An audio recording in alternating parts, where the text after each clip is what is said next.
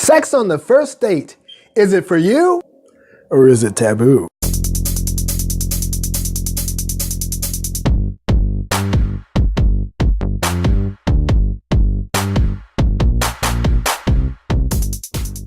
Now, it's unbelievable to me, especially in this day and age, how often this subject comes up.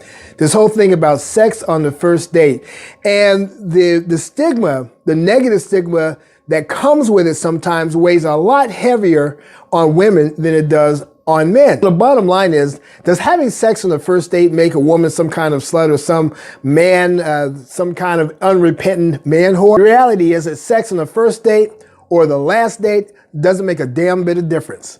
The one key thing that we got to look at here is how sexual attraction is even developed in the first place. If you're paying attention at all to any of the dynamics that make the interactions between men and women what they are, one of the first things you'll recognize is that sexual tension and sexual attraction is developed long before a man and woman ever climb into bed together. First and foremost, for us men, what we see is what we're going to want.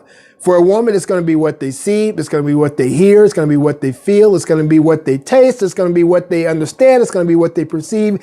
It's going to be all kinds of things. There's all kinds of stimulus feeding into a woman's sense of sexual attraction. So right off the bat, us men, when we see a woman, we can want to have sex with her before we even ask her name.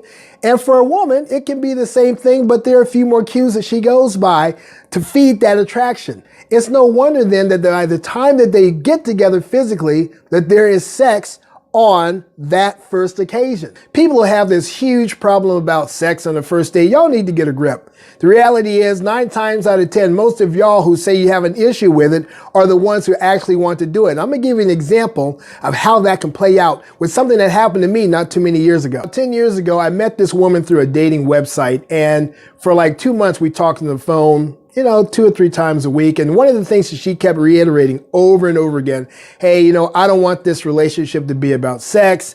I don't want us to have sex the first time we meet. I want us, once we start going out together, let's wait a while before we have sex. And I said, well, fine and dandy. I was getting into the whole thing of, finding the sexiness and her just having conversations with her. So we had 1 date, sexless, nothing happened. 2 dates, sexless, nothing happened. And bear in mind, these are dates in succession. 1 weekend, the next weekend, and the 3rd weekend, we're out at dinner at this Chinese restaurant, really nice place.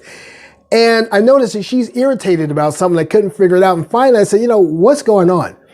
She says, well, Dave, you're fun, you're all this, you're all that, and I like you, and yada, yada.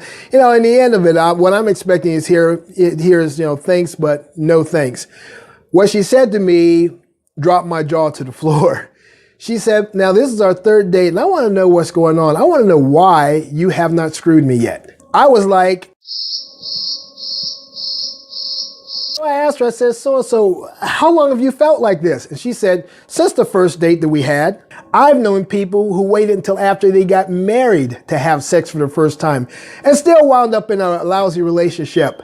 Nobody should be stigmatized over that particular type of thing, this whole having sex on the first date. First date, last date, whatever you are in that relationship when you start is what you're going to be very likely when it ends. So that in itself is not a determining factor of where that relationship is going to go. That doesn't make either of you horrible people, and that doesn't necessarily make you great people. That is determined by the quality of your character and personality. Well, we can talk about this subject all day long and all night long, but we ain't got time like that. So I'm just going to say my name is Dave Thomas III. I am your relationship coach here at Faked Out by Love. Thank you for seeing me on my Patreon page. I hope to have your support there by you subscribing to one of the tiers. Also, I hope that you can go to my YouTube channel and hit the subscribe button and hit the share button and send those videos out to other people who could use this information, who can gain a whole lot from it.